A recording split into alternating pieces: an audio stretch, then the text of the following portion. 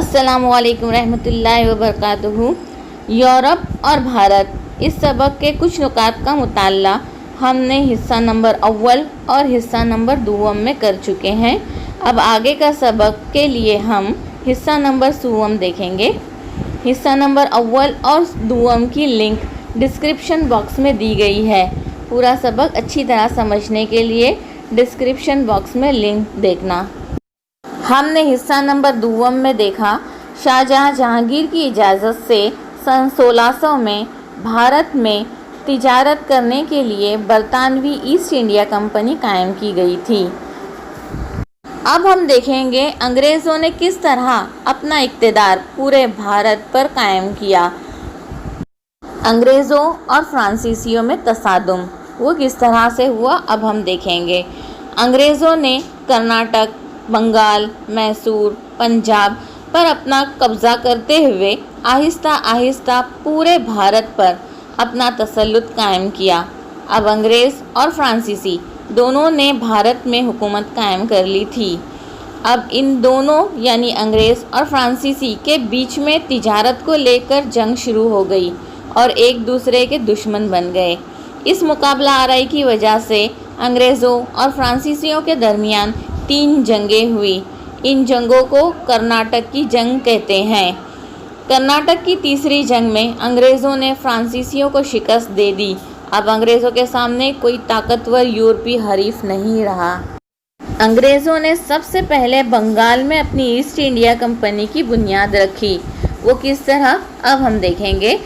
سن 1756 میں سراج الدولہ بنگال کے نواب بن گئے۔ اس وقت بنگال بہت خوشحال صوبہ تھا۔ پھر ایسٹ انڈیا کمپنی کے افسران بادشاہ کی اجازت سے بنگال میں تجارت شروع کر دی اور اپنی منمانی کرنے لگے، اور جو تجارتی سہولتیں بادشاہ کی طرف سے ملی تھی اس کا غلط فائدہ اٹھانے لگے۔ پھر انگریزوں نے کولکتہ کے نواب کی اجازت کے بغیر تجارتی کوٹھیاں بنانی شروع کی، کوٹھیوں کے گرد فصیلیں بنا ڈالی۔ اس وجہ سے سراج الدولہ نے انگریزوں پر حملہ کر کے کولکتہ کے انگریزوں کی کوٹھی پر قبضہ کر لیا۔ اس واقعے کے سبب انگریزوں میں بے چینی پیدا ہو گئی۔ اب انگریز اپنی شکست کو برداشت نہیں کر سکے اور رابرٹ کلائیو نے نواب کے سپہ سالار میر جعفر کو نواب کی گدی کا لالچ دے کر اپنے ساتھ ملا لیا۔ سن 1757 میں پلاسی کے مقام پر نواب سراج الدولہ اور انگریز فوج میں دوبارہ جنگ ہوئی، لیکن نواب کی فوج کا جو حصہ میر جعفر کی قیادت میں تھا، ان فوجوں کو میر جعفر نے جنگ میں شامل ہی نہیں کیا، جس کی وجہ سے سراج الدولہ کو شکست ہوئی۔ میر جعفر کی اس دھوکے بازی کی وجہ سے اور انگریزوں کا ساتھ دینے کی وجہ سے سراج الدولہ کو شکست ہوئی اور میر جعفر بنگال کا نواب بنا۔ بعد میں میر جعفر نے انگریزوں کی مخالفت کی تو انگریزوں نے میر جعفر کو گدی سے ہٹا دیا اور میر جعفر کے داماد میر قاسم کو نواب بنا دیا۔ اب میر قاسم نے انگریزوں کی غیر قانونی تجارت پر پابندی لگا دی اور اسے روکنے کی کوشش کی، تو انگریزوں نے اسے بھی ہٹا کر اب دوبارہ میر جعفر کو نواب بنا دیا۔ بنگال میں انگریزوں کی اس طرح منمانی چل رہی تھی۔ اس پر لگام کسنے کے لیے میر قاسم اودھ کے نواب سراج الدولہ اور مغل بادشاہ شاہ عالم متحد ہو کر انگریزوں کے ساتھ مقابلے کے لیے اترے۔ سن 1764 میں بہار میں بکسر کے مقام پر یہ جنگ ہوئی، جس میں انگریزوں کو فتح حاصل ہوئی۔ اس جنگ کے بعد ایک معاہدہ ہوا جسے الہ آباد معاہدہ کہتے ہیں۔ اس الہ آباد معاہدے کے تحت صوبہ بنگال میں دیوانی یعنی لگان حاصل کرنے کا حق ایسٹ انڈیا کمپنی کو مل گیا۔ اس طرح بھارت میں انگریز حکومت کی بنیاد بنگال میں رکھی گئی۔ اب ہم دیکھیں گے جنوب میں انگریزوں نے کس طرح سے اپنا اقتدار قائم کیا۔ میسور کرناٹک کا ایک شہر ہے۔ پہلے پوری ریاست کو میسور کہا جاتا تھا۔ وہاں کا نواب تھا حیدر علی، اور حیدر علی نے پوری ریاست کا کاروبار اپنے ذمے میں کر لیا تھا۔ حیدر علی کے انتقال کے بعد اس کے بیٹے ٹیپو سلطان میسور کے تخت پر بیٹھے۔ انہوں نے بھی انگریزوں کے خلاف جنگ جاری رکھی۔ آخرکار سن 1799 میں سری رنگا پٹم کی لڑائی میں ٹیپو سلطان شہید ہو گئے اور ریاست میسور پر انگریزوں کا قبضہ ہو گیا۔ اب ہم دیکھیں گے انگریزوں نے سندھ پر کس طرح سے اپنا اقتدار قائم کیا۔ سندھ پاکستان میں ہے۔ انگریزوں کو ڈر تھا کہ روسی افغانستان کے راستے سے بھارت میں حملہ کر سکتے ہیں۔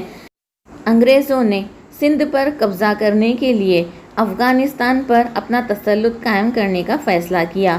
افغانستان جانے والا راستہ سندھ سے ہو کر گزرتا تھا۔ سندھ کی اس اہمیت کے پیش نظر انگریز سندھ کی جانب متوجہ ہوئے اور سن 1843 میں سندھ پر قبضہ کر لیا۔ انگریزوں نے پنجاب پر بھی اپنا تسلط قائم کیا۔ اب دیکھیں گے وہ کس طرح سے انہوں نے اپنا تسلط قائم کیا۔ 19ویں صدی کے آغاز میں صوبہ پنجاب میں رنجیت سنگھ کی حکومت تھی۔ رنجیت سنگھ کے انتقال کے بعد ان کا نابالغ بیٹا دلیپ سنگھ تخت نشین ہوا۔ بیٹا کم سن تھا، اس لیے حکومت کی باغ ڈور اس کی ماں رانی جندن نے سنبھالی، لیکن سرداروں میں اپنی گرفت قائم نہ رکھ سکی۔ اس موقع کا فائدہ اٹھا کر انگریزوں نے سکھ سرداروں کو ورگلایا۔ اب سکھوں میں یہ غلط فہمی پیدا ہو گئی کہ انگریز پنجاب پر حملہ کرنے والے ہیں۔ اس سے پہلے کہ انگریز پنجاب پر حملہ کرتے، سکھوں نے ہی انگریزوں پر حملہ کر دیا۔ سکھوں اور انگریزوں کی اس پہلی جنگ میں سکھوں کو شکست ہو گئی۔ انگریزوں نے دلیپ سنگھ کو ویسے ہی گدی پر برقرار رکھا، لیکن کچھ سکھ آزادی پسند تھے۔ وہ پوری طرح انگریزوں کو پنجاب سے بھگا دینا چاہتے تھے۔ انگریزوں کا بڑھتا ہوا اثر اور انگریزوں کا دبدبا ان سے برداشت نہیں ہو رہا تھا۔ ملتان کے افسر مول راج نے انگریزوں کے خلاف بغاوت کر دی۔ ہزاروں سکھ فوج انگریزوں کے خلاف اس جنگ میں شامل ہو گئے۔ اس دوسری جنگ میں بھی سکھوں کو شکست ہوئی۔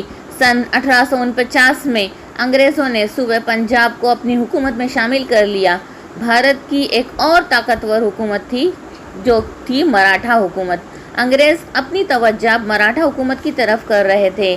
مراٹھوں کو شکست دے کر انگریزوں نے بھارت میں کس طرح سے اپنی حکومت کی بنیاد رکھی، اس کے بارے میں ہم اگلے سبق میں پڑھیں گے۔ ہمارا دوسرا سبق اب یہیں پر ختم ہوتا ہے۔ اگلے سبق میں انشاءاللہ ملتے ہیں۔ اللہ حافظ۔